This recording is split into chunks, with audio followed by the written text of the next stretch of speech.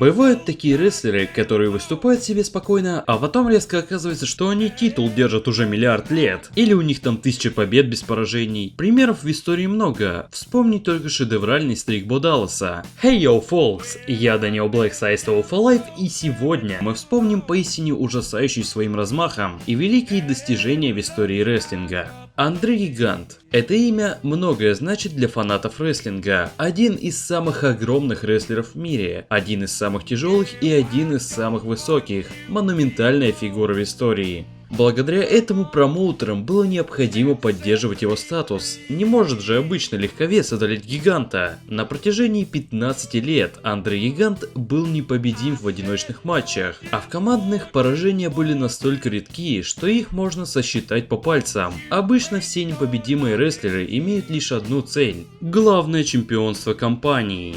Андре также стремился к этому, и на WrestleMania 3 его противником стал Халк Хоган, который удерживал чемпионство с 1984 года, а сама WrestleMania проходила в 1987. Андре не сумел одолеть Халкстера и одержал первое и одно из самых легендарных поражений в своей карьере. Боди-слэм, проведенный Хоганом, очень быстро стал легендарным, и многие рестлеры отдают этому матчу дань уважения через этот боди-слэм. Кстати, о Халке Хогане. Его превосходство в WWE в 80-е было неостановимо. В апреле 1984 он начал эру Халкомании, выиграв главное чемпионство WWF у Айрон Шейха. Он стал настоящим американским героем, которого было невозможно остановить. Однако всегда есть столб, и этим столбом оказался именно Андре Гигант. На WrestleMania 3 у него не получилось одолеть Халка, однако на этом все не закончилось. Гигант хотел заполучить чемпионство, и у него удалось это почти через год. В феврале 1988 он одолел Халка-маньяка и получил заветный трофей. Однако не все так просто.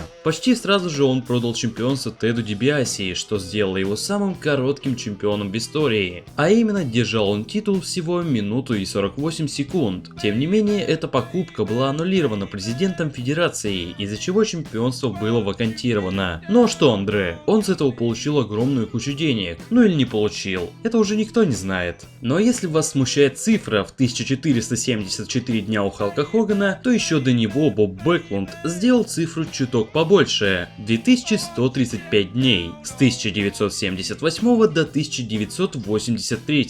И то это не точное количество дней, которое титул был на руках у Боба. Сам Рейн отметился своими спорными сторонами. Так, например, однажды в 1981 году из-за неопределенности в концовке матча с Грегом Валентайном рефери объявил о вакантности чемпионства, однако остался вакантным он только в Нью-Йорке. Также в Японии он проиграл чемпионство Антонио Иноки, но по возвращению в США данный факт был проигнорирован всеми промоутерами. И не факт, что это все спорные моменты в истории этого Рейна, хотя даже с учетом всего перечисленного, Боб держал титул явно больше 600 дней. Тем не менее, на протяжении этого титульного забега Бэклунда действительно можно назвать рестлером номер 1 в американских федерациях.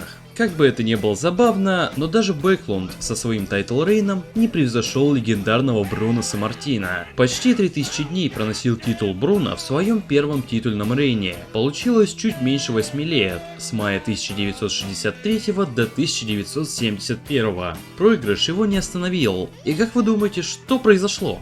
Да, он выиграл еще один титул через 2 года. И это продлилось всего каких-то 4 года. Ну, в общем, получилось 4040 дней. Думаете, это огромная цифра? Не тут-то было. Самый большой рекорд по непобедимости во время чемпионства поставила женщина. Невероятная Мула. Итак, она продержала титул 28, мать его, лет. 28!